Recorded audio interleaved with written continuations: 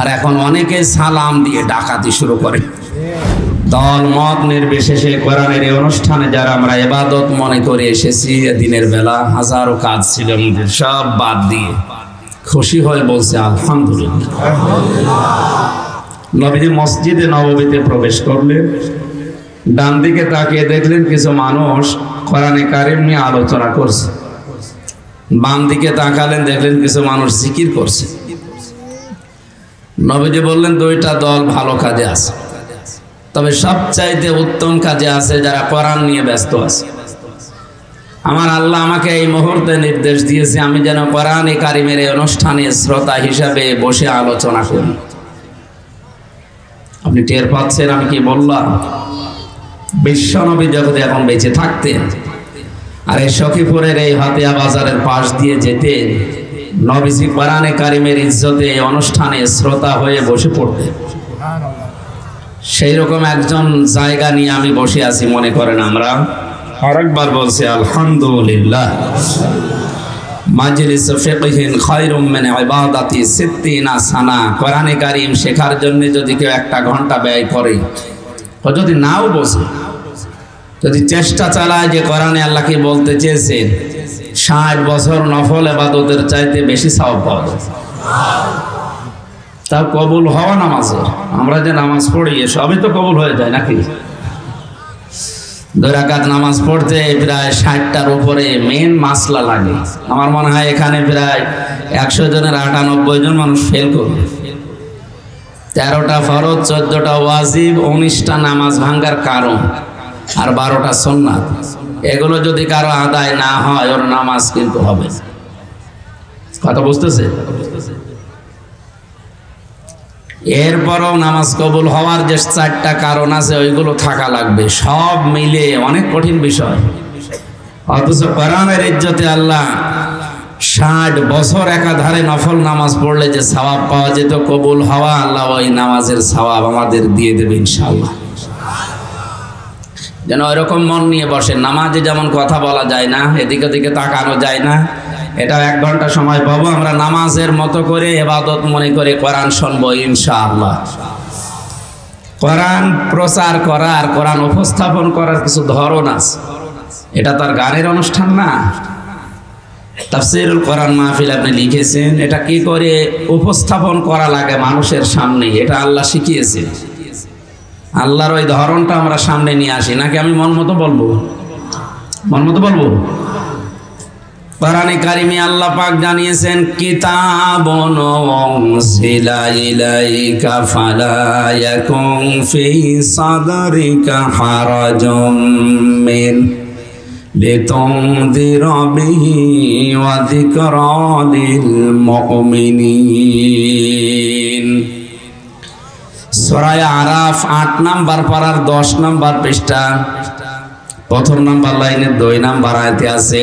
তাফসীরে ফিজিলালিল কোরআন থেকে বলছি, আল্লাহ পাক বলেন হে নবী, এই কোরআন যখন মানুষের সামনে উপস্থাপন করবেন তখন আপনার মনের ভেতরে যেন কোনো ভয়, ভীতি, দ্বিধা, দ্বন্দ্ব, সংশয়, সন্দেহ এগুলো কাজ না করে। যে আমি বলছি আবার কোনো সমস্যা আছে নাকি, এই কিতাবের ভেতরে কোনো এই কথার ভেতরে কোনো ঝামেলা আবার আছে কিনা, কোনো সন্দেহ সংশয় আছে কিনা, এরকম কিছু মনে করবেন না। এখানে হারাজন শব্দটার ব্যাখ্যা পেয়েছি আমি 2টা। সন্দেহ, সংশয়, ভয়, ভীতি কেন?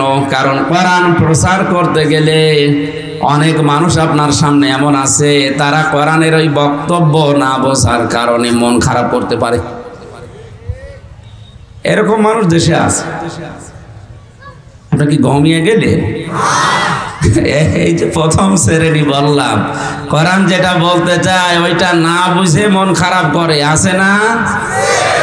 এগুলো দিন দিন বাড়ছে। 2 নম্বরে আবহমান কাল থেকে এমন এমন ইবাদত বাংলাদেশে চালু করা আছে যেগুলো মানুষ আসলে ইবাদত মনে করে, ওটা কোরআনেও নেই, হাদিসেও নেই, মানুষ বানিয়েছে। তাফসীর করতে গেলে ওটা খুলে যাবে, ওপেন হয়ে যাবে, মুক্ত হয়ে যাবে। কারণ তাফসীর মানে খুলে ফেলা। তাফসীর মানে কি? কোরআন দিয়ে যখন কেউ তাফসীর করবে তখন ওটা খুলে যাবে। ওই আবরণ পর্দা থাকবে না, দেশের মানুষ বুঝতে পারবে যে এটা 2 নাম্বার। তখন যারা আপনাকে নিয়ে এসেছিল ওরা হাদিয়া তোফা নজর নিয়াজ বাদ দিয়ে সেটা তাড়াও দিতে পারে। নিজের অদিকে তাকাবেন না। কোরআনে কারীম প্রচার করার জন্য কোনো ভয় ভীতি দ্বিধা দ্বন্দ্ব যেন আপনার মনে না আসে। যিকরালিল মুমিনিন, কোরআন মুমিনদের জন্য উপদেশ। কাদের জন্য? আমরা এই হাদিসটা এই আয়াতটা সামনে রেখে কথা বলার চেষ্টা চালাবো ইনশাআল্লাহ। দরুদ আর সালাম পড়ছি আমাদের নবী মুহাম্মদ রাসূলুল্লাহ সাল্লাল্লাহু আলাইহি ওয়াসাল্লামের প্রতি, যার আনিত আদর্শ আমাদের জন্য মুক্তির একমাত্র গ্যারান্টি। বিশ্ব নবী মুহাম্মদ রাসূলুল্লাহ এমন একজন মানুষ ছিলেন যার আদর্শ মেনে নিলে জীবনের পেছনে যে অপরাধগুলো ছিল সব আল্লাহ পাল্টিয়ে নেকি বানিয়ে দেন।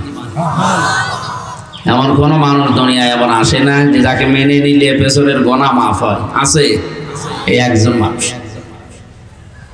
আর একটা পরিচিত আয়াত বলছি, আপনি দেখেন, অনেকে জানি এটা।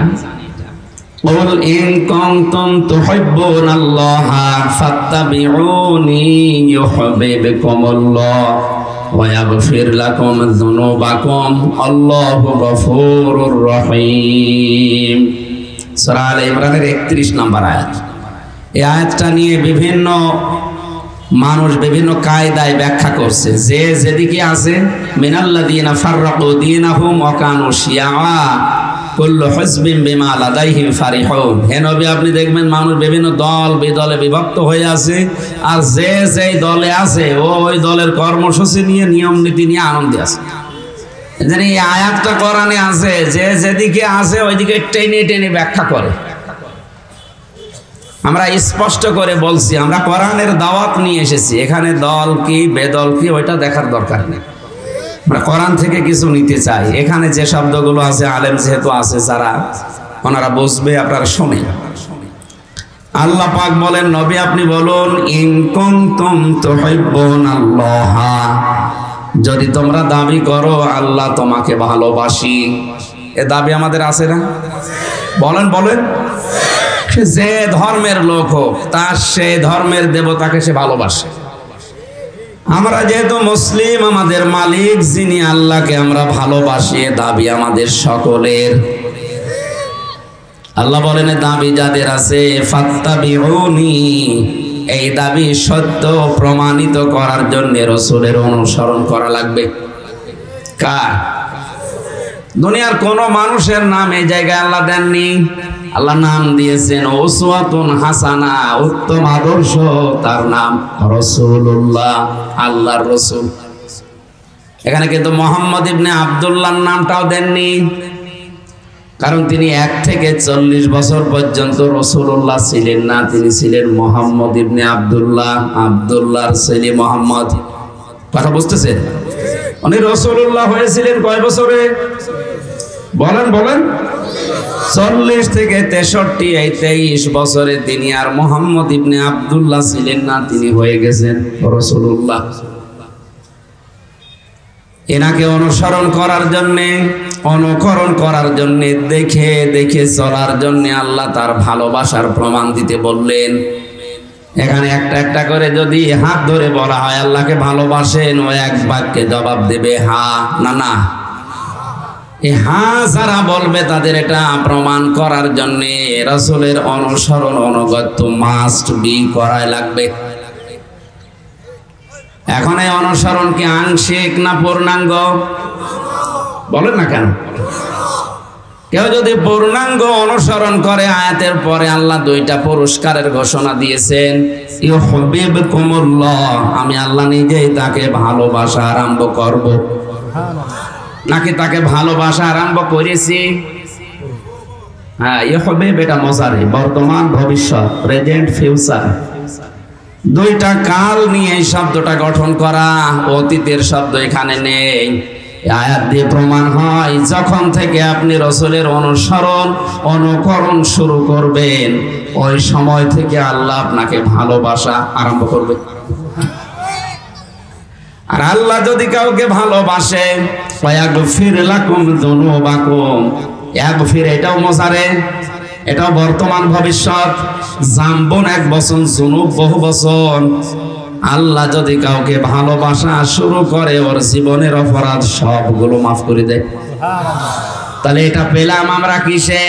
রাসূলের অনুসরণে। কিসে বলেন না কেন? আমি আবার বলছি, রাসূলের অনুসরণে ঠিক, কিন্তু এটা কি আংশিক অনুসরণ না পূর্ণাঙ্গ? এবার আপনি নিজের দিকে তাকিয়ে বলেন তো, আপনার 3.5 হাত বডির ভেতরে এই রাসূলের অনুসরণ আংশিক না পূর্ণাঙ্গ?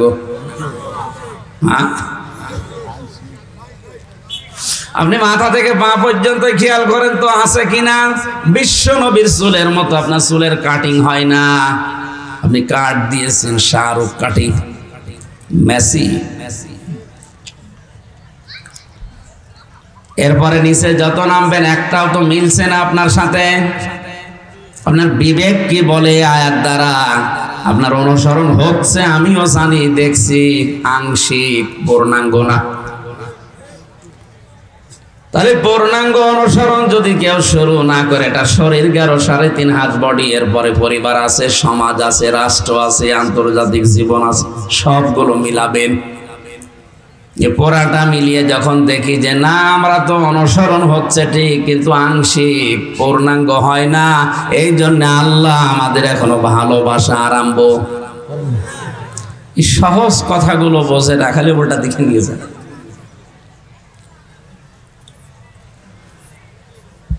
আমি যে বলছিলাম, আবহমান কাল থেকে অনেক নিয়ম নীতি, বিশেষ করে বাংলাদেশ, ভারত, পাকিস্তান, এই 3টা দেশে চলে আসছে। মানুষ ইবাদত মনে করে যেগুলো রাসূলের জীবনের সাথে মেলে না।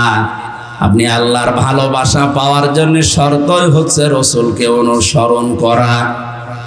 এই কথা বলেন। তার ভেতরে অন্যতম, আমি প্রায় 43টা পেয়েছি, অন্যতম বেশি চলে যেটা জিকির। বিভিন্ন দরবারে গেলেই মানুষকে ভালো হওয়ার জন্য বলে জিকির করবা। কি করব জিকির, কি নিয়মে করব, এটা আর অনেক দরবারে মেলে না, তখন নিজের মন মতো দিয়ে দেয়। এটা খেয়াল করে মিলান।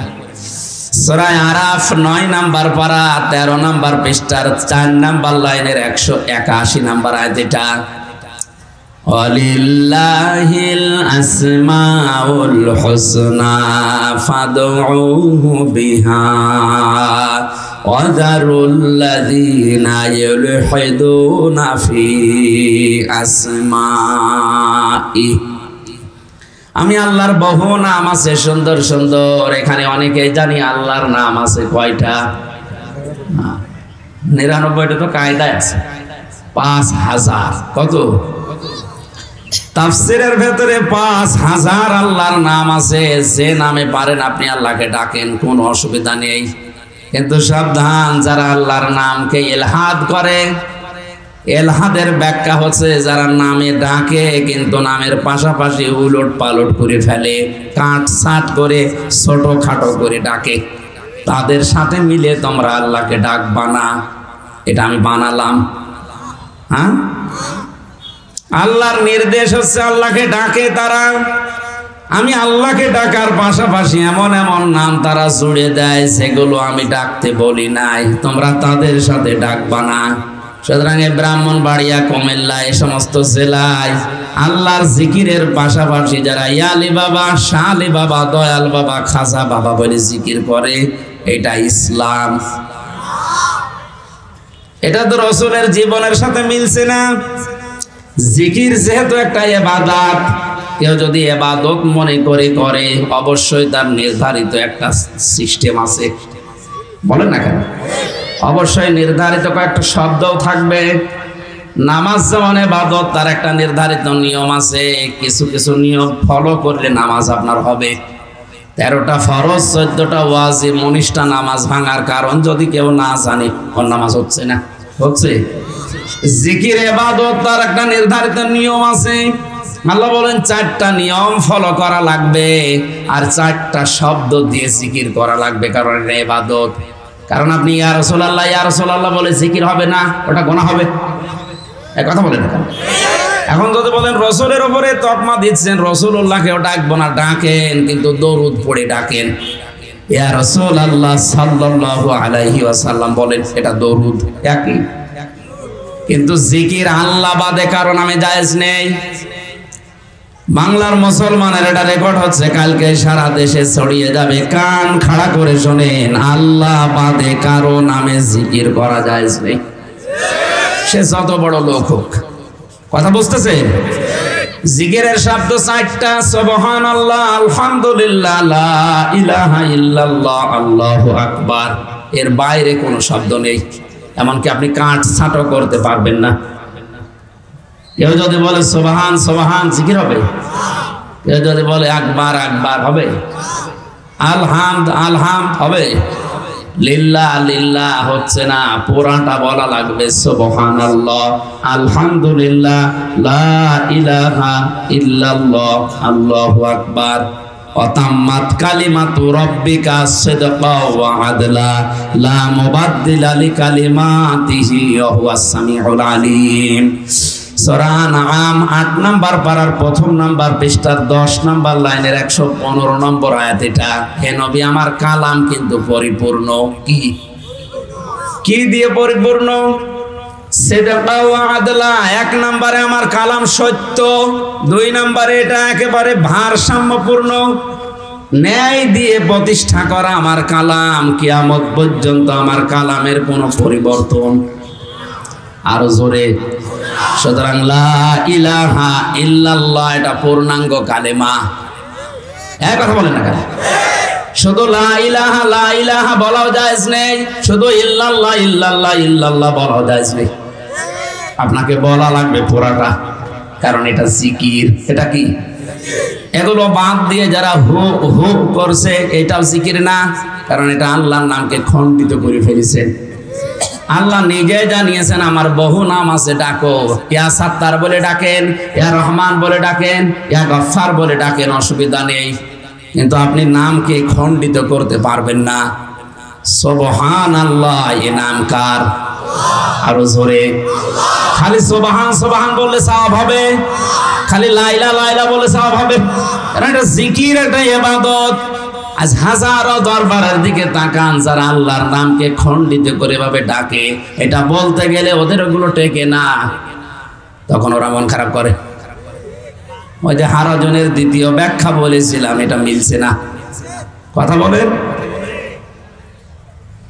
নবীজি নবুয়ত পাওয়ার আগ পর্যন্ত, এমনকি 53 বছর বয়স হওয়ার আগ পর্যন্ত, নবুয়ত পেয়েছেন 40 বছরে, মেরাজে গিয়েছেন 53 বছর বয়সে।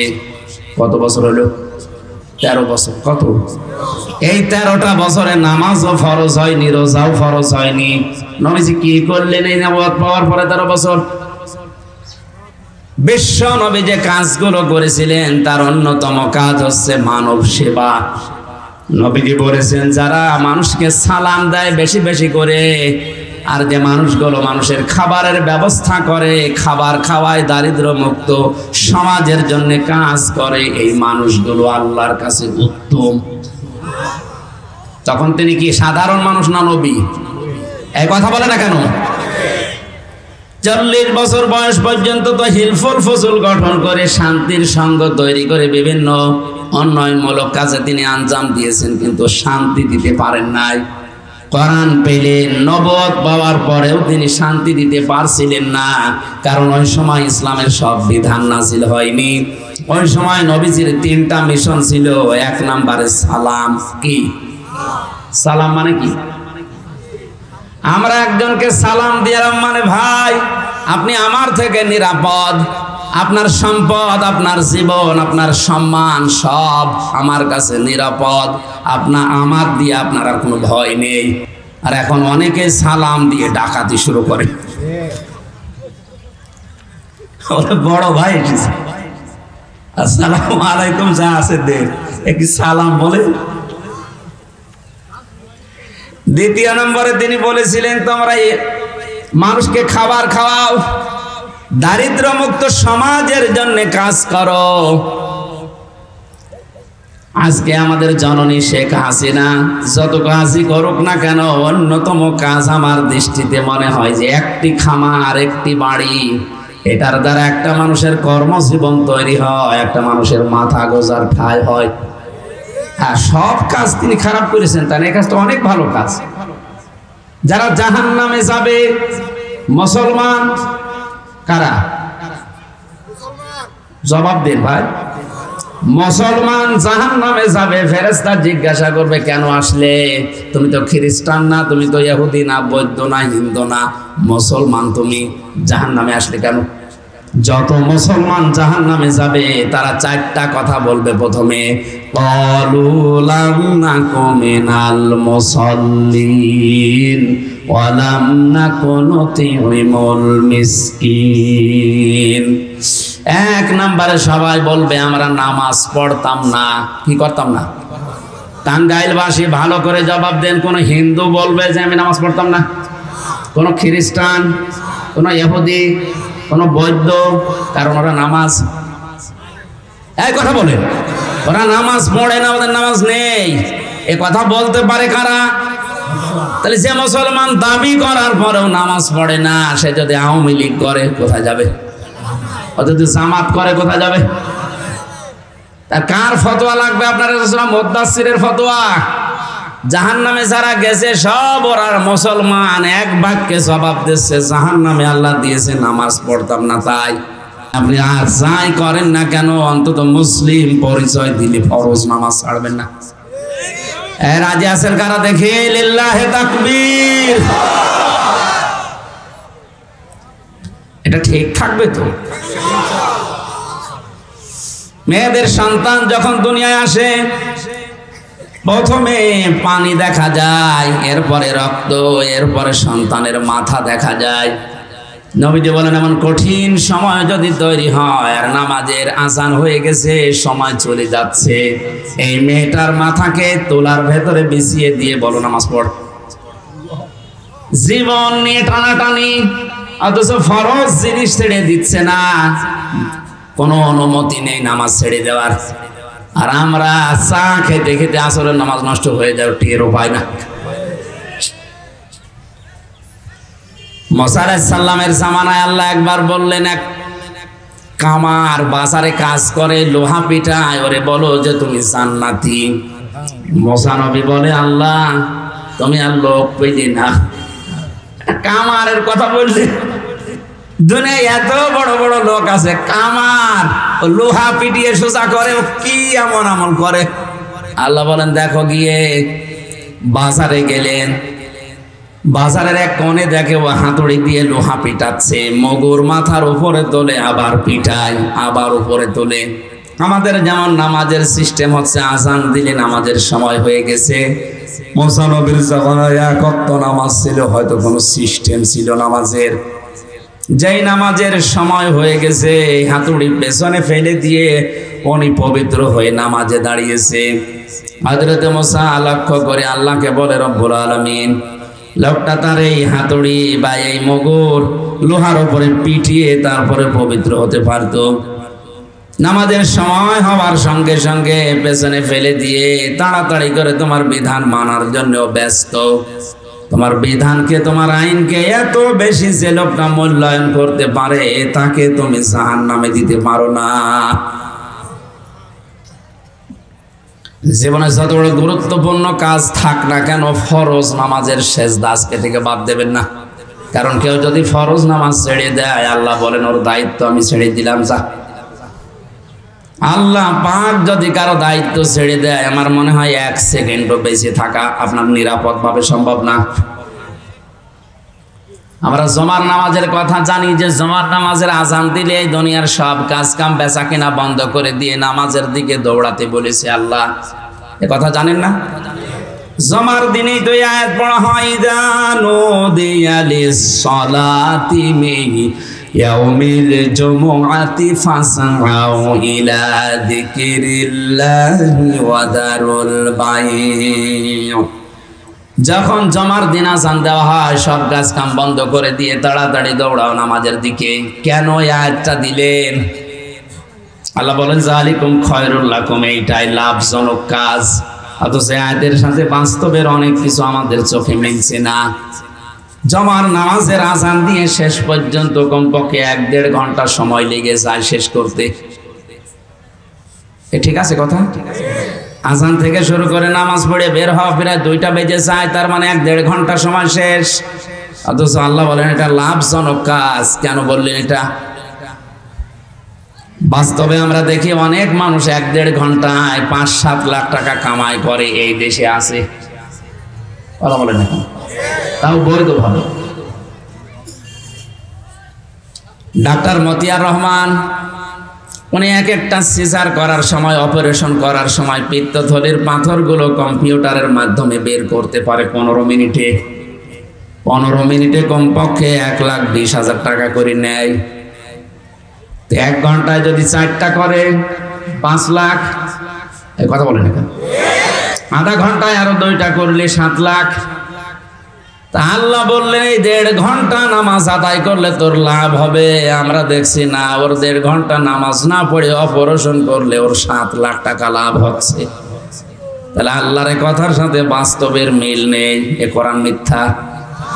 হ্যাঁ, আল্লাহ এটা দিয়েছেন কেন?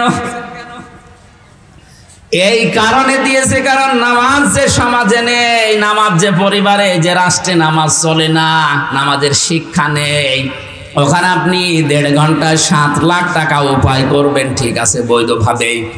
টাকাটা নিয়ে আপনি মনে করেন 2 কিলো দূরে আপনার বাড়ি যাওয়ার সময় ছিনতাইকারী, ডাকাত, সন্ত্রাসী, চাঁদাবাজ এরকম যারা আছে তাদের কবলে পড়ার সম্ভাবনা নেই। তারা যদি টাকা চায়, যদি দিতে না চান মেরেও ফেলতে পারে, তখন টাকাও যাবে, জানও যাবে। কিন্তু যে সমাজে নামাজ আছে, নামাজের শিক্ষা আছে, নামাজের শিক্ষা 4টা, ওই নামাজের শিক্ষাগুলো বাস্তব জীবনে যাদের আছে, ওই সমাজে 7 লাখ না 7 কোটি টাকা নিয়ে বাড়িতে গেলেও কেউ তাকাবে না। এই জন্য আল্লাহ বলেছেন এটা লাভজনক কাজ। কিন্তু সেই সিস্টেম আমরা তৈরি করতে পারিনি। এই জন্য রাতের বেলা বাড়িতে যাওয়া অত সোজা। তারপর আমরা পাহারা দেয় বলে বাঁচা যায়। রাতে আমরা 3টা জিনিস রাস্তাঘাটে দেখি। রাত যত গভীর হয় রাস্তায় 3টা জিনিস পাওয়া যায়। একটা হচ্ছে বক্তা, একটা কুত্তা, আর একটা পুলিশ। না, রাগ করার দরকার নেই, কারণ আমরা রাস্তায় থাকি। রাত গভীর হলে হয় দেখবেন কোনো বক্তার সাথে দেখা হবে, না পুলিশের সাথে, না কুত্তার সাথে। এই কথা বলছে দেখেন, ওনারা এই সিস্টেমটুকু পালন করছে, তাও নিরাপদে একটু যাওয়া যাচ্ছে। যদিও ও হাত গুটিয়ে বসে থাকতো।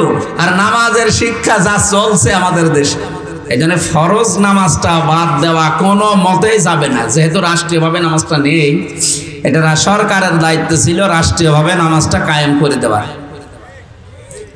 53 বছর হয়ে গেল, মুসলমান বারবার ঘুরে ঘুরে আসে, কিন্তু এই বিধানটা আজও আমরা রাষ্ট্রীয়ভাবে পাই না। আমাদের দুর্ভাগ্য। আমাদের যিনি আছেন দায়িত্বে, আমাদের জননী শেখ হাসিনাকে আমরা আহ্বান জানাবো, আপনি আবার হয়েছেন দায়িত্বশীল, নামাজটা অন্তত মরণের আগে আমাদের দেশে রাষ্ট্রীয়ভাবে চালু করে দেবে। তাহলে নিরাপদ থাকতে পারবো। পুলিশের ডিউটিও কমে যাবে। 24 ঘন্টায় ডিউটি পালন করা লাগে। আমার দোলা ভাইও তো পুলিশ, 24 ঘন্টা এদের ডিউটি, 1 সেকেন্ড তো খালি নেই। একটু ঘুমিয়ে আসেন, এখন যদি ডাক যায় আবার চলে যেতে।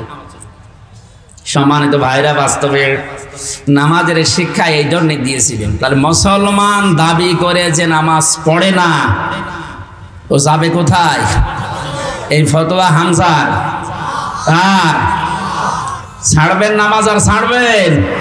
যে দুনিয়া একদিকে চলে যাক, সব হারিয়ে যাক, কিন্তু আমি ফরজ নামাজ ছেড়ে দেব না ইনশাআল্লাহ। 2 নম্বরে ওরা বলবে ওয়ালাম নাকুন নুতিউমুল মিসকিন, এতিম মিসকিনদেরকে খাবার দিতাম না, তার মানে দারিদ্র মুক্ত সমাজ ব্যবস্থার জন্য আমি কাজ করতাম না, এই জন্য আল্লাহ জাহান্নামে দিয়েছে। এটা বড় কঠিন কথা। দেখেন, মুসলমান দাবি করে দারিদ্র মুক্ত সমাজের জন্য কোনো কাজ করে না, এই লোকটা মুসলমান হয়েও যাবে কোথায়? প্রধানমন্ত্রী হয়তো একটা পড়েছে অথবা বুঝেছে, এই কারণে উনি আর যাই করুক না কেন এটা করেছে যে একটা বাড়ি, একটা খামার, একটা মানুষ মাথা গোজার ঠাঁই পাবে, একটা কর্মসংস্থান তৈরি হবে।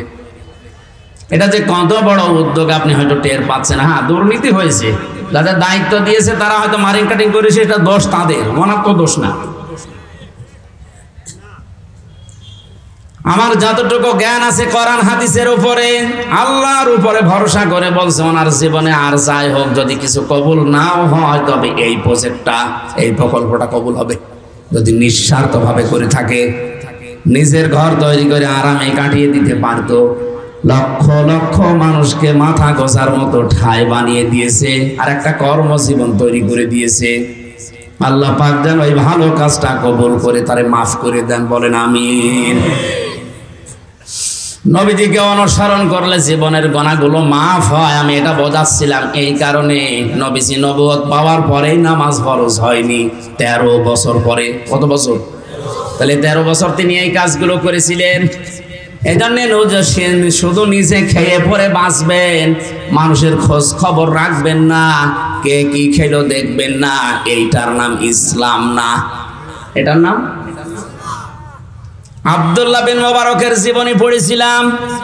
এত বড় আলেম ছিলেন তিনি, এখানে যারা আছে অন্তত জ্ঞানী মানুষ তার নাম জানে না কেউ নেই। আব্দুল্লাহ বিন মুবারক হাদিসের মুহাদ্দিস ছিলেন, তামাম দুনিয়ায় তার নাম আলেমরা অন্তত জানে। কোন ময়দানে যদি তিনি আলেমদের সমাবেশে হাজির হতেন, ওই জামানার আলেমরা বলতো আব্দুল্লাহ বিন মুবারক আকাশের চাঁদের মতো। তিনি হজে যাওয়ার জন্য টাকা পয়সা গুছিয়েছেন, হজে যাবেন, হঠাৎ দেখলেন ছেলেটা কাঁদছে, ডাক দিয়ে বলে বাবা কাঁদো কেন? ছেলেটা বলে আব্বা আমি ওই পাড়ায় গিয়েছিলাম, আমরা গোশত রান্না করছিল, আমি চাইলাম আমারে দিল না, আমারে ধাক্কা দিয়ে বের করে দিল, আমার মনে দুঃখ লেগেছে। হযরত মুবারক ছেলের হাত ধরে গেলেন ওই বাড়িতে, বাড়ির বাইরে দাঁড়িয়ে সালাম দিলেন, আসসালামু আলাইকুম ইয়া আহলাল বাইত। মুসলমানেরা এটা একটা আদব, কোন বাড়িতে প্রবেশ করতে হলে সালাম দেওয়া লাগবে, অনুমতি নেওয়া লাগবে। এ নির্দেশ কার? আল্লাহ এই নির্দেশটা কেন দিয়েছিলেন ব্যাখ্যাও আছে, অথচ আজ এইটা আমাদের সামাজিক জীবনে নেই। আন্দাজে যার তার বাড়িতে ঢুকে পড়ে, এটা যে কত কঠিন গুনাহ। সালাম দেওয়া লাগবে, অনুমতি নেওয়া লাগবে, ভেতর থেকে যদি আওয়াজ 3 বার দেওয়ার পরে না আসে আপনি চলে যাবেন। এখন যদি মনে করেন আমি এত দূর থেকে শওকতের বাড়ি আসলাম আর উনি আমার জবাবও দিল না, উত্তরও দিল না, কথাও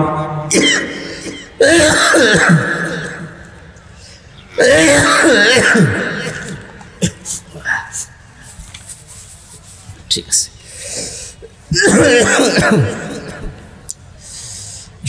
3 বছর জেলের ভেতরে ছিলাম, খাবার দাবার তো ভালো ছিল, ভেতরে সব কল কবজা নড়িয়ে গেছে, এই জন্য স্বাভাবিক হতে একটু সময় লাগবে। সেই ঘুম হচ্ছে না তো দোয়া করছে আল্লাহর কাছে, আপনারাও করেন, আগের কণ্ঠ যেন আল্লাহ আবার ফিরিয়ে দেন।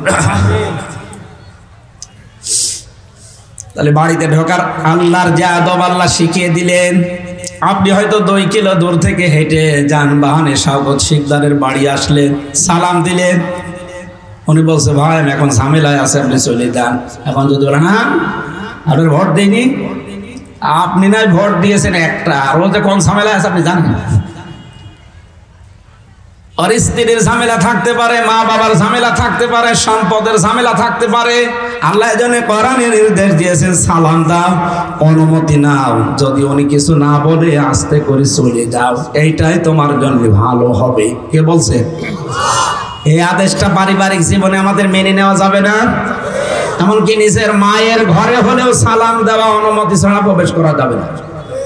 নবীজি বলেন তোমার মা কি অবস্থায় আছে তুমি তো জানো না, আন্দাজে ঢোকবা না। আমরা মা না ভাবির ঘরে পর্যন্ত ঢুকে পড়ছে। অনেকে ঘরের বাইরে থেকে দরজা দিয়ে ফাঁকা দিয়ে আগে দেখে নেয় কিছু আছে কিনা, যখন দেখেছে হ্যাঁ তখন বলে ভাবি আসবো, তোর এখন বলার দরকার কি, সব তো দেখাই হয়ে গেছে। কিয়ামতে এইরকম চোখের ভেতরে আল্লাহ গরম তেল ঢেলে দেবে, জোরে বলেন নাউজুবিল্লাহ। হযরত মুবারক সালাম দেওয়ার পরে লোকটা বেরিয়ে বলছে হুজুর এত বড় আলেম আমার বাড়ির সামনে, আসেন ভেতরে আসেন, কি করবো আপনার জন্য? হযরত মুবারক বললেন ভাই আমি ব্যস্ত মানুষ, আমি হজে যাচ্ছিলাম, আমার এই ছেলেটা কাঁদছিল, এর কান্না থামাতে আমি এসেছি। আপনাদের বাড়িতে গোশত রান্না হয়েছে? বলে হ্যাঁ। আমার ছেলেটা এসেছিল? বলে হ্যাঁ। চেয়েছিল? বলে হ্যাঁ। দাও নাই কেন? কথা বলে না। চোখের পানি ফেলে দিয়ে বলে, হুজুর দুঃখের কথা বলবো কি, আজ 3 দিন আমার চুলায় আগুন জ্বলে না। আমি ময়দানে গিয়েছিলাম কাদের সন্ধানে, কিন্তু কাজ পাইনি। প্রতিমধ্যে আসার সময় দেখি একটা মরা গরু পড়ে আছে, চামড়া ছিলে কিছু গোশত নিয়ে এসে রান্না করেছিলাম। আমরা যেহেতু গরিব মানুষ, আমাদের জন্য মরা মাংস জায়েজ আছে, এই জন্য 3 দিন পরে এটা পরিবারস্থ লোকদের নিয়ে খাচ্ছিলাম। আপনি তো সাহেবে মাল ধনী মানুষ, আপনার ছেলেটাকে আমি চিনি, ও বারবার যখন ডিস্টার্ব করছিল, এটা তো আপনার জন্য খাওয়া যায় না, ছোট মানুষ বসে না, এই জন্য ধাক্কা দিয়েছি। মরা গরুর মাংস যদি আপনার ছেলেরে না দিয়ে ভুল করে থাকি, মেহেরবানি করে আমারে মাফ করে দেন। হযরত মোবারক কেঁদে ফেললেন।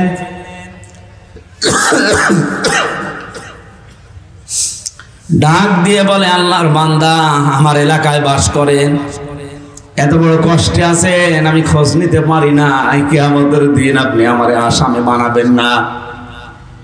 এক দৌড়ে বাড়িতে গেলেন, হজে যাওয়ার যে টাকাগুলো ছিল সব নিয়ে আসলেন।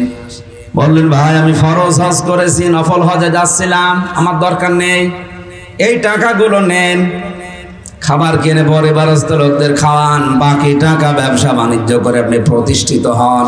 এই টাকা আমারে আর জীবনে ফেরত দেওয়া লাগবে না, সব আমি আল্লাহর জন্য আপনারে দিয়ে দিলাম। 45 দিন পর হযরত মোবারকের বন্ধু এসে বলে, ভাই তুমি হজ থেকে কবে আসলে? হযরত আব্দুল্লাহ বিন মোবারক বলে, কই আমি তো এবার হজে যাইনি। বন্ধু বলে, কি বলে? আমি যখন কাবা শরীফ তাওয়াফ করছিলাম, দেখলাম তুমি আমার সামনে। আমি যখন শয়তানকে পাথর মারতে গেলাম, দেখলাম তুমি আমার সামনে। সাফা মারওয়া দৌড়াদৌড়ি করছিলাম, দেখলাম তুমি আমার সামনে। সত্যি করে বলো তো হজ থেকে কবে আসলে? হযরত মোবারক বলেছেন, বন্ধু আমি হজে যাইনি, তবে আমার হজের টাকাগুলো আমার এক গরিব প্রতিবেশীকে দিয়ে দিয়েছি। ওই রাতে তাকে স্বপ্ন দেখানো হচ্ছে, মোবারক তুমি হজে আসো নাই, কিন্তু এই গরিব বেচারার জন্য প্রতিবেশীর দিকে তাকিয়ে তুমি যা করলে, আল্লাহ তোমার এই দানে এত বেশি খুশি হয়েছে, একটা ফেরেশতাকে তোমার আকৃতি ধারণ করিয়ে হজের যত কাজ আছে আল্লাহ নিজে সব সম্পাদন করে দিয়েছে। আরে বছরে আরাফাতের ময়দানে যত লক্ষ লক্ষ মানুষ হজ করতে এসেছে, তোমার এই দানের ওসিলায় আল্লাহ সবার হজ কবুল করে নিয়েছে।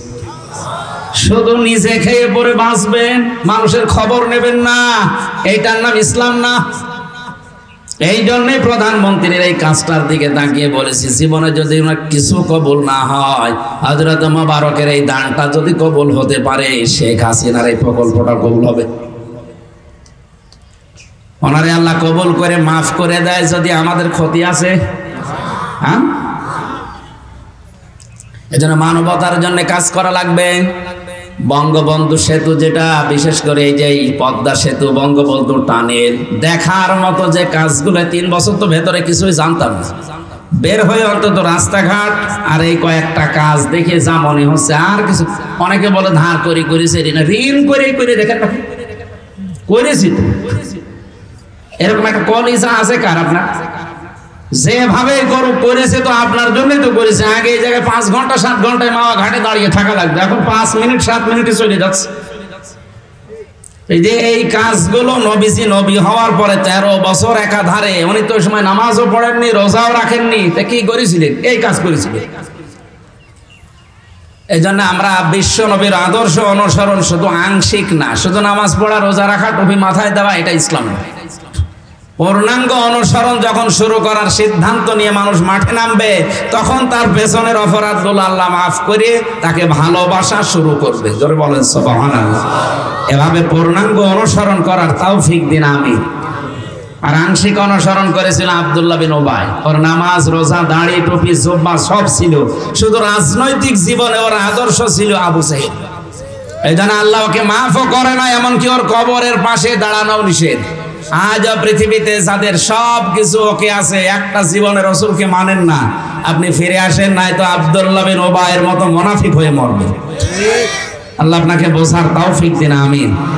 সূরা তাওবার আলোচনা করছিলেন মাওলানা হুসাইন, আমিও তাওবা থেকে একটা আয়াত পড়েছি, 111 নম্বর আয়াত।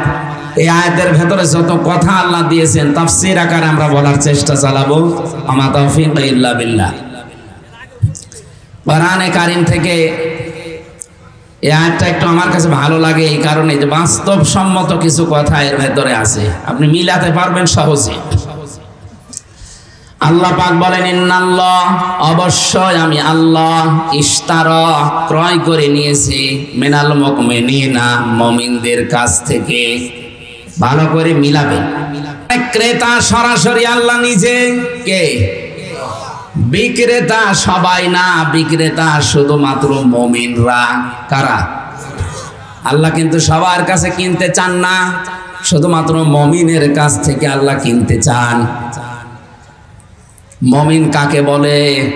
আমরা অনেকেই মনে করি আমার মুসলমানে দেওয়া আছে ছোটবেলায় আমি মুমিন। অনেকের নামে আব্দুল মুমিন ও মনে করছে আমি মুমিন না, আপনি মুমিনের বান্দা। মুমিন কাকে বলে? দুইটা শর্ত দিয়েছে হাদিসে, ইদা সাররাতকা হাসানাতুকা ওয়া সাআতকা সাজ্জিয়াতুকা। সাহাবী বললেন, হে নবী, আমার যে ঈমান আছে আমি মুমিন, আমি বুঝবো কি করে? আল্লাহর নবী বলেন, যখন তোমার ভালো কাজগুলো তোমাকে আনন্দ দেবে, অন্যায় কাজগুলো তোমারে কষ্ট দেবে, তুমি বুঝবে তোমার ঈমান আছে, তুমি মুমিন। আজ দেশে সবার কাছে ভালো কাজ ভালো লাগে, এই কথা বলে না কেন? কোরআনে কারিমের যে অনুষ্ঠানগুলো নির্দ্বিধায় যারা মানুষ এক বাক্যে বলবে এটা ভালো কাজ, কিন্তু এই কাজটাও আজ অনেকের কাছে ভালো লাগছে না। যে মুসলমানের কাছে কোরআনে কারিম প্রচার করা, কোরআন পড়ানো, কোরআন প্রতিষ্ঠা করা ভালো লাগে না, ওর নামে আলহাজ থাকলে ওইটা বেঈমান। আল্লাহ বেঈমানেরটা কিনবে, অথচ এরকম হাজারো বেঈমান আজ মসজিদে টাইলস লাগিয়ে দিচ্ছে। এই কথা বলেন না কেন? আল্লাহ কিনতে চান মুমিনেরটা। বলেন বলেন, ইন্নাল্লাহা আশতারা মিনাল মুমিনিনা, অবশ্যই আমি আল্লাহ কিনতে চাই মুমিনের কাছ থেকে। সুতরাং আপনাকে আগে মুমিন হওয়া লাগবে। মুমিন না হয়ে কেউ যদি মুনাফিক হয়ে মসজিদ বানিয়ে দেয়, ও মসজিদ কবুল। মাদ্রাসা 2 তলা বানিয়ে দিয়েছে, কবুল। এই সহজ কথাগুলো না বুঝে খালি নিজের দিকে টেনে নিচ্ছেন কেন? আপনি তো যা করছেন সব মাঠে মারা যাচ্ছে, সব পানিতে ফেলা হচ্ছে, কবুল হচ্ছে না। কারণ আল্লাহর যদি সম্পদের দরকার হতো, আল্লাহর কসম, আল্লাহ কিন্তু কারণের সম্পদ কিনতে পারতেন। তার সম্পদ আপনার সাথে কম ছিল না। কোরআনে কারিমে সূরা কাসাসের তাফসিরে পেয়েছি 70টা উট শুধু তার সম্পদের চাবি বহন করার জন্য লাগতো। বলেন তো, চাবি বহন করতে যদি 70টা শক্তিশালী উট লাগে, তাহলে তালা বহন করার জন্য কত উট লাগবে? তাহলে তালা চাবি যদি এত হয়, সিন্ধুক আর বাক্স আর ব্যাংক কত ছিল? আমার ছোট মাথায় ধরবে না। এত সম্পদ তারকে আল্লাহ দিয়েছিল, ওগুলো আল্লাহ কিনতে পারতো। এখানে আল্লাহ কিনবেন না কোন মুনাফিকের, কোন কাফেরের, কোন মুশরিকের। আল্লাহ কিনতে চান শুধু মুমিনদের কাছ থেকে। আনফুসাহুম ওয়া আমওয়ালাহুম, 1 নম্বরে তাদের জীবন, 2 নম্বরে তাদের সম্পদ। বিআন্না লাহুমুল জান্নাহ, বিনিময়ে আল্লাহ তাদের জান্নাত দিতে চান। বলেন সুবহানাল্লাহ। জান্নাতটা শুধু নাম শুনেছি, কোরআন আর হাদিস পড়ার পরে আমার যতটুকু বিশ্বাস হয়েছে, জান্নাতের একটা শিকের মূল্য তামাম বাংলাদেশ বিক্রি করলেও হবে না, তামাম দুনিয়া দিলেও সম্ভব না। এক একটা পাথর হবে বা ইট বানাবে আল্লাহ স্বর্ণ দিয়ে, রূপা দিয়ে, একটার পর একটা গাঁথনি দিয়ে ঘর বানিয়েছে জান্নাতে। এখানে যে শিকগুলো দরজা জ্বালানায় দেওয়া আছে, হাদিস হচ্ছে তামাম দুনিয়া যদি কেউ বিক্রি করে, জান্নাতের একটা শিকের মূল্য হবে না। এত বড় দামি জিনিস আল্লাহ এমনিতেই দিচ্ছে না, মুমিনের কাছ থেকে তার জান আর মাল আল্লাহ কিনে এটা বিনিময়ে দিচ্ছে। এখন আল্লাহ কোনো অপবিত্র, হারাম, অবৈধ, নাপাক জিনিস কিনবে? আরো জোরে। আপনি মুমিন হলেও শুধু হবে না, যেটা বিক্রি করবেন এটা বিক্রি করার জন্য এটা পবিত্র হওয়া লাগবে, বৈধ হওয়া লাগবে, পবিত্র হওয়া লাগবে, পাক হওয়া লাগবে, সাফ হওয়া লাগবে। আমাদের প্রথমে আল্লাহ জীবন কিনতে চেয়েছেন। জীবন যদি কেউ আল্লাহকে বিক্রি করতে চায়, জীবন পবিত্র হওয়া লাগবে, না পাক? পবিত্র জীবন হওয়ার জন্য শর্ত দুইটা। এক নম্বরে তার জীবনে শিরিক থাকবে না, দুই নম্বরে তার জীবনে বেদাত থাকবে না। এবার নিজের দিকে তাকিয়ে বলেন, আপনি যে জীবন গঠন করেছেন এই জীবনে শিরিক আছে না নেই? বেদাত আছে না নেই? আজকে আসার সময় হাদিস পড়ছিলাম, হাউজে কাউসারের পানি নবীজির হাতে মানুষ পান করবে, কিন্তু দুই শ্রেণীর মানুষকে আল্লাহ কিয়ামতের ময়দানে হাউজে কাউসারের পানি দেবেন না। বলেন নাউজুবিল্লাহ। এক নম্বরে তারা যারা দুনিয়াতে বেদাত তৈরি করে, আর এটা বাংলাদেশে বেশি। আন্দাজে ইসলাম মনে করে একটা পালন করে চলে যাচ্ছে। প্রশ্ন করলে বলে, হুজুর আমি জানি না তাই মানি না। এটা একটা শয়তানি কথা। তুমি জানো না কেন? জানো না এটা তোমার অপরাধ। বলেন, যারা বলে জানি না তাই মানি না, এটা শয়তানি। আপনি জানেন না কেন? পৃথিবীর কেউ মায়ের পেট থেকে জেনে আসেনি, প্রত্যেকে আপনার মতোই। ও যদি জানতে পারে যে আপনার কি হয়েছে। দুনিয়া ইসলামের বিধানগুলো জানাও ফরজ, মানাও। বলেন বলেন, ইসলামের কোন বিধান জানেন আপনি কিন্তু মানেন না, আপনার একটা গুনাহ হবে। কারণ জানার ফরজ আদায় হয়েছে, মানার ফরজ আদায় হয়নি, এই জন্য গুনাহ হবে একটা। আর আপনি জানেনও না মানেনও, আপনার ডবল গুনাহগার। কথা বুঝতেছেন? তাহলে আমাদের জীবন যদি পবিত্র করতে হয় শর্ত কয়টা? দেখে দেখে মিলাবেন যে আমাদের জীবনে যেন আর যাই থাক শিরিক না থাকে। এক একটা শব্দে যে কত কথা আল্লাহ লুকিয়ে রেখেছেন। শিরিক আবার চার প্রকার: শিরিক বিল জাত, শিরিক বিল সিফাত, শিরিক বিল ইখতিয়ার, আর শিরিক বিল হুকুক। এই চার প্রকারকে ভাগ করলে হয় 8 প্রকার। 8 প্রকার ভাগ করলে হয় 12 প্রকার। 12 প্রকার ভাগ করলে হয় 72 প্রকার। 72 প্রকার ভাগ করলে 120 প্রকার। এতগুলো শব্দ এই শুধু শিন র কাফ এর ভেতরে লুকিয়ে আছে। তাফসীরুল কোরআন মাহফিলে এই জন্য সময় বেশি লেগে যায়, আমাদের সময় কম। সামনে আসরের নামাজ, আমি খুব সামারাইজ করে তাড়াতাড়ি করছি। আল্লাহ আমাদের জীবন কিনতে চায়, অপবিত্র নাপাক জীবন আল্লাহ কিনবে না। কাবা শরীফ যারা তাওয়াফ করেছে, যেখানে বসে আছে, কাফনের ওই কাপড়টা পরনে দিয়ে আর গায়ে জড়িয়ে আল্লাহকে বলা, লাব্বাইক আল্লাহুম্মা লাব্বাইক, হে আল্লাহ আমি হাজির হয়ে গেছি, আমার নামটা তুমি লিখে নাও। আল্লাহ বলেন, এই হামজা দাঁড়া, কাবা শরীফ তাওয়াফ করার আগে দাঁড়া, তুই বল লা শারীকা লাকা লাব্বাইক, আল্লাহ আমি মুশরিক না, আমি কিন্তু শিরিক করি না, আমি আর যাই করি আমি শিরিক। বলেন বলেন। অথচ কৌশলে জাতিকে আজ মুশরিক বানানোর চেষ্টা চালাচ্ছে অনেকে। যারা ক্ষমতার উৎস জনগণ বলে এরা মুশরিক। বলেন, ক্ষমতার উৎসকে আপনি মানতে পারেন না সেটা আলাদা, কিন্তু এ কথা বিশ্বাসও করা যাবে না, বলাও যাবে না ক্ষমতার উৎস জনগণ। এটা বলে যদি কেউ মারা যায় ও মুশরিক। আর মুশরিকের জন্য দোয়া করাও জায়েজ নেই। নবীজি তার চাচা মুশরিক ছিল আবু তালেব, হাত তুলেছিলেন, আল্লাহ আমার চাচাকে মাফ করে দাও। আল্লাহ বলেন হাত নামান। কার জন্য হাত তুলেছেন? আপনি জানেন না আপনার চাচা মুশরিক? বলেন তো, নবীজির দোয়া যদি আল্লাহ ফেরত দিয়ে দেয় চাচা মুশরিক, আর বাংলাদেশে টাটকা মুশরিক মরে যাচ্ছে, আর আমরা দোয়া করে জান্নাতে দিয়ে আসছি, মনে হয় যে কন্ট্রাক্টর নিয়েছে। আমি শুধু হাসির খোরাকি দেয়নি, আপনি সাবধান হন। আর যাই করেন শিরিক করা যাবে না। শিরিক করলে আল্লাহ ওই স্বামীর মতো রেগে যায় যে স্বামী বাড়িতে যেয়ে দেখে তার স্ত্রী অন্য লোক নিয়ে ঘুমিয়ে আছে। এটা কেউ কেউ মেনে নিতে পারে? আরো জোরে বলেন। আল্লাহ পাক ঠিক ওই কায়দায় রাখেন। কারণ কি? একেবারে বীর্য থেকে শুরু করে হামজা বানিয়েছে। দুনিয়ায় আর কারো কোনো কিছু নেই, সবটাই কার ক্ষমতা? বীর্য থেকে শুরু করে হামজা পর্যন্ত কার ক্ষমতা? মায়ের বুকের উপরে যে খাবারগুলো আল্লাহ রেখেছিলেন, এটাও দুনিয়ার মানুষ তৈরি করেন, এটা আল্লাহ বানিয়েছে। আল্লাহ পাক এই জন্য সব চাইতে বেশি রাগ করেন বান্দার উপরে ওই সময় বান্দা যখন শিরিক করে ফেলে। সে বুঝে করুক আর না বুঝে করুক, আমাদের দেশে অনেকেই না বুঝে এটা করে। আপনি এই জন্য শিরিকটা ভালোভাবে বোঝা লাগবে, শোনা লাগবে। 2 নম্বরে কোনো বেদাত করা যাবে না। ওয়ানফুসাহুম ওয়া আমওয়ালাহুম, আল্লাহ বলেন 2 নম্বরে আমি তোমাদের সম্পদ কিনতে চাই। কি? সম্পদ অবৈধ সম্পদ হলে হবে পবিত্র। বলেন কি? সম্পদ পবিত্র করার 9টা পদ্ধতি আছে। বারবার টাকাকে খালি গোসল করাবেন। হ্যাঁ,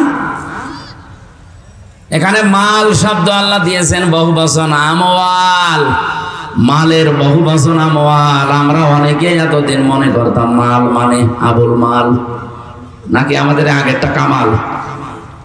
মাল মানে কি? সম্পদ। আর দুনিয়ায় যত সম্পদ আছে এর ভেতরে উত্তম সম্পদ আল্লাহ রাসূলের দৃষ্টিতে আল্লাহওয়ালা নেককার মেয়ে লোক। সুবহানাল্লাহ বলতে পারেন না? হযরত ওমর বলেন যে বাড়িতে একটা আল্লাহওয়ালা নেককার মেয়ে লোক আছে, ওইটা মেয়ে লোক না, ওইটা আল্লাহর জান্নাতের একটা টুকরা। আর দুনিয়া কুল্লুহা মাতাউন ওয়া খায়রু মাতাইদ দুনিয়া ইমরাতুস সালিহা। পৃথিবীতে সব কিছুই সম্পদ, রাসূলের দৃষ্টিতে উত্তম সম্পদ আল্লাহওয়ালা নেককার মেয়ে লোক। আর নেককার মেয়ে লোকের বৈশিষ্ট্য 4টা। 1 নম্বরে ওইটা আল্লাহর নবীর দৃষ্টিতে নেককার। শুধু নামাজ পড়া, রোজা রাখা আর কালো বোরকা পরায় নেককার হওয়া যায় না। ভালো করে শোনেন, নেককার মহিলা ওইটা যে মহিলা তার স্বামী বাড়িতে আসলে দুনিয়ার সব কাজ বাদ দিয়ে স্বামীকে খুশি করার জন্য সর্বাত্মক চেষ্টা করে, এটা নেককার মহিলা। আজ এই এতটুকু স্যাক্রিফাইস অনেক মহিলার ভেতরে নেই, এই জন্য হাজারো পুরুষ মানুষ পরকীয়া প্রেম করে। এই একজন তাহলে এই এলাকায় মনে হয় এগুলো শুরু হয়নি। সম্মানিত মা বোনেরা, আপনার একটুখানি এই ব্যবহারের কারণে ওর মনটা যখন সারাদিন কর্মজীবনের পরে খারাপ হয়ে যায় তখন ও লাইন করা শুরু করে। এই জন্য নেককার হওয়ার জন্য নবীজি কত সূক্ষ্ম জায়গায় হাত দিয়েছেন। দুনিয়ায় যত বড় কাজ থাক, মেয়েদের সব কাজ বাদ, স্বামী আসলে বড় ইবাদত স্বামীকে সময় দেওয়া। 2 নম্বরে স্বামী যেটা পছন্দ করে, স্বামীর ওই কাজ যদি জায়েজ হয়, আপনার জীবন থাকতে ওইটা পছন্দ করা লাগবে। আমি সহ এখানে যত স্বামী আছে জিজ্ঞাসা করেন তো, প্রতিটি স্বামী পছন্দ করে, চাই যে তার বিয়ের পরে মা বাবা তার সাথে থাক। এক কথা বলেন না কেন? বলেন বলেন। কিন্তু আমরা দেখতে পাই 1000টার ভেতরে 998টা মহিলা এটা চায় না। আপনি শুধু নামাজ পড়ে রোজা রেখে কালো বোরকা পরে মনে করছেন আমি জান্নাতি হয়ে গেছি। নেককার হওয়ার 2 নাম্বার গুণ এইটা, আপনার স্বামী যেটা পছন্দ করে, চাই, ভালোবাসে, ওটা যদি জায়েজ হয় আপনার জীবন থাকতো এটা মানা লাগবে। আজ হাজারো পরিবারে মা বাপকে আলাদা করে বা বৃদ্ধাশ্রমে পাঠিয়ে দিয়ে সংসারটা জাহান্নাম বানিয়ে ফেলেছে। শুধুমাত্র নারী নির্যাতনকারী পুরুষের বিরুদ্ধে ওনারা মামলা নেয়, পুরুষ নির্যাতনকারী নারী যে আছে মামলা হয় না।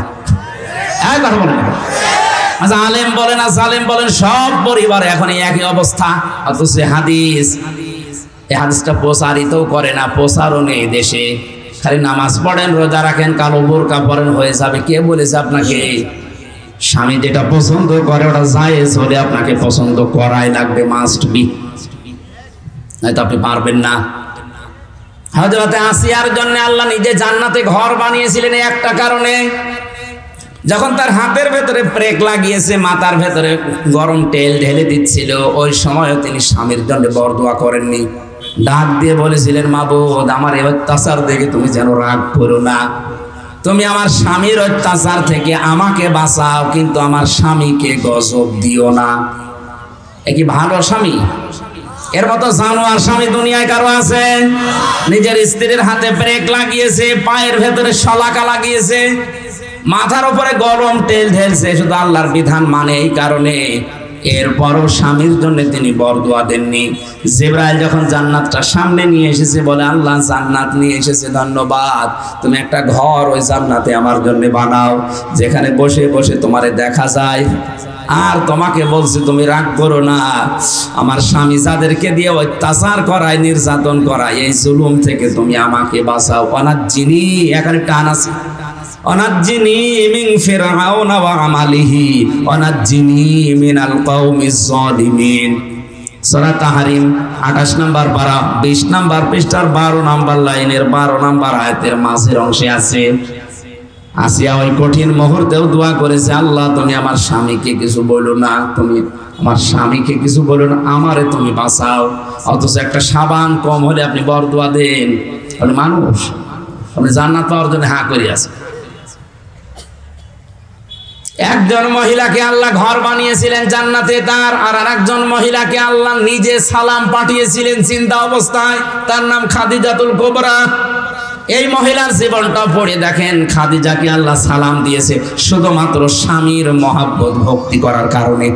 দুনিয়ায় তার যা ছিল সব তার স্বামীর জন্য দিয়েছে। আর আপনি বিপদে পড়ে ক্যান্সার হয়ে মরে যাবেন, ও হাতের একটা বালা বিক্রি করতে চাই না, অথচ ওরে সুখে রাখার জন্য আপনি হারাম ইনকাম করেন। হযরতে খাদিজাকে সালাম দেওয়ার পেছনে যে দুইটা কারণ আমি পেয়েছি হাদিসে, এক নম্বরে তার স্বামীর প্রতি ভক্তি দেখে আল্লাহ খুশি হয়েছিলেন। সুবহানাল্লাহ বলতে পারেন না? যত রাতে আসতেন নবীজি, কোনদিন বিশ্ব নবী এসে দেখেন যে খাদিজা ঘুমিয়ে আছে, এসে একটা ডাক দিতেন খাদিজা, সঙ্গে সঙ্গে দরজা খুলে যেত, ডাক দিয়ে বলে তুমি এত রাতে ঘুমাওনি? হযরতে খাদিজা বলতেন, হে আমার স্বামী, আমি জানি আপনার শত্রু পায়ে পায়ে, সারা দিন আপনি দিনের কাছে বাইরে থাকেন, বাড়িতে আমি ঘুমাই না এই কারণে, কারণ কখন আপনি এসে ডাক দেবেন। আমি যদি আরামের বিছানায় ঘুমিয়ে থাকি আমার স্বামী কষ্ট পাবে, এই জন্য ঘুম যদি লেগেও যায় আমি বালিশটা আমার এই দরজার সাথে লাগিয়ে দাঁড়িয়ে দাঁড়িয়ে ঘুমিয়ে পড়ি। এরকম বউ তো এখন ঘরে ঘরে। একটু হাত তোলেন তো, এরকম বউ আছে কার? এই একজনই। ঠিক আছে, ওয়াজ করার দরকার, ওয়াজ করে কি কর। আর মেয়ে লোক দেখেন কিভাবে আসে, একটা স্বামী হাত তুলতে পারে না, একটা বুড়ো হাত তুলেছে মনে হয় বউ নেই। যার হাত তোলার কথা তারা কেউ হাত তোলে না। না, শুধু হাসির জন্য বলি না, সম্মানিত মা বোনেরা মনে করছেন আমি নামাজ পড়ি, 5 ওয়াক্ত রোজা রাখি, তাহাজ্জুদ পড়ি, আমার গালো বোরকা আছে, আমি জান্নাত পাবো না? পাবে কে? জান্নাত। স্বামীর প্রতি ভক্তি হযরতে খাদিজা আপনার আদর্শ হওয়া দরকার ছিল। আপনি কোথায় পেছনে পড়ে আছেন তাসলিমা নাসরিনের মতো, খালি স্বামী পাল্টায়। আল্লাহ আমাদেরকে হেফাজত করুন। 4 নম্বরে স্বামীর সম্পদ এবং সন্তান ইসলামের দিকে চালানোর জন্য মেয়েরা চেষ্টা করবে। আমি মনে হয় আয়াতটা শেষ করতে গেলে আসরের নামাজ আর 2 মিনিট আছে, আর বলতে পারছি না। আগামীতে কোনো জায়গায় নিয়ে আসলে রাতে নিয়ে আসবেন, দিনের বেলা মাহফিল হয় না। এখানে নিয়ে আসেন, রাতে নিয়ে আসেন, রাত 8টা, 8:30, 9টায় তুলে দেবেন, একবারে রাত 10টা, 11টা, 12টা পর্যন্ত। এই দিনের বেলায় ছাতায় মানুষ গ্যাঞ্জাম করে, আমারও কথা ভুলে যায়। আগামীতে দেখবো ইনশাআল্লাহ। আল্লাহুম্মা আমিন। রব্বানা যালামনা আনফুসানা ওয়া ইল্লাম তাগফির লানা ওয়া তারহামনা লানাকুনান্না মিনাল খাসিরিন। এই মোনাজাতটা বসে করেন, বসেন। এখন আসরের নামাজের সময় বসেন, মোনাজাত বসে করেন। এরপরে আসরের নামাজ এখানে জামাতে পড়বেন, বাড়ি যাবেন। মাথা নিচু করেন, চক্ষু বন্ধ করেন, জীবনের অপরাধগুলো স্মরণ করেন। রব্বানা আতিনা ফিদ দুনিয়া হাসানা ওয়া ফিল আখিরাতি হাসানা ওয়া কিনা আযাবান নার ওয়া আদখিলনাল জান্নাতা মা'আল আবরার ইয়া আজিজু ইয়া গফফারু ইয়া রাব্বাল আলামিন। রব্বুল আলামিন টাঙ্গাইল জেলার সখীপুর থানা হাতিয়া এলাকার দিকে তাকাও। হাজার হাজার বান্দা বান্দি দিনের বেলার সব কাজ বাদ দিয়ে কোরআনে কারীম শোনার জন্য বসে আছে। কোরআন শোনার জন্য, বোঝার জন্য যাদের এত আগ্রহ, তুমি ওমরের মতো এদের কবুল করে নাও। সওয়াব যদি দিয়ে থাকো কোটি কোটি করে বাড়িয়ে দাও। কিয়ামতের দিন সুপারিশ করে জান্নাত নিয়ে যাবে, ওই নবীর রওজায় পৌঁছিয়ে দাও। মাহফিলের সম্মানিত সভাপতি আমার হাজী সাহেবকে কবুল করে নাও। আল্লাহ তাআলা মাহফিলের প্রধান অতিথির দায়িত্ব যাকে দিয়েছ, আল্লাহর শওকত শিকদার, তার জীবনের ভালো কাজগুলো কবুল করো। মানুষ হিসাবে যে অন্যায়গুলো করে ফেলেছে আল্লাহ মাফ করে দাও। তার মা বাবাকে ক্ষমা করো, তার স্ত্রী সন্তান যেগুলো দিয়েছে সহি সালামতে রাখো। মাহফিলের বিশেষ অতিথি আমাদের অভিভাবক শেখ শাহিনুর রহমানকে কবুল করে নাও, তার মা বাপকে মাফ করে দাও। প্রশাসনের যে ভাইগুলো আজকে দায়িত্ব পালন করেছে, নিজেদের মা বাবা স্ত্রী পুত্র সন্তান ছেড়ে দিয়ে যারা দেশ এবং দেশের দায়িত্ব পালন করছে, এদের দায়িত্বটা তুমি ইবাদত হিসেবে কবুল করে নাও। তাদের পরিবারগুলো তুমি নিজের হাতে দেখে রাখো। আল্লাহ তাআলা আসমান জমিনের বালা মুসিবত থেকে তুমি আমাদের বাঁচাও। মাওলানা হুসাইন, মাওলানা আবুল কাশেম, রফিকুল ইসলাম ভাই সহ যত মানুষ এই মাহফিলের জন্য শ্রম দিয়েছে, আল্লাহ প্রত্যেকটি মানুষকে ইসলামের জন্য খাদেম বানিয়ে দাও। সম্মানিতা মা বোনদেরকে তুমি খাদিজার মতো, আসিয়ার মতো বানিয়ে দাও। তাদের পেটে নেককার সন্তান দান করো। আগামীর বাংলাদেশ তুমি কোরআনের হাতে তুলে দাও। আল্লাহ তাআলা বঙ্গবন্ধু শেখ মুজিবুর রহমান থেকে যত মানুষ দেশ এবং দেশের জন্য জীবন দিয়ে শাহাদাতের মর্যাদা নিয়ে কবরে আছে, এই মানুষগুলোকে কবরে জান্নাত দিয়ে দাও। প্রধানমন্ত্রী শেখ হাসিনা থেকে যত মানুষ এদেশের দায়িত্ব পালন করছে, সততার সাথে হযরতে ওমরের মতো পালন করার তৌফিক দাও। এলাকায় মাটির নিচে যত মানুষ ঘুমিয়ে আছে, কোরআনের ইজ্জতে কবরগুলো জান্নাত বানাও। আগামীতে এই মাহফিলটা কোরআনের প্রসারে আরো ব্যাপক আকারে কবুল করে নাও।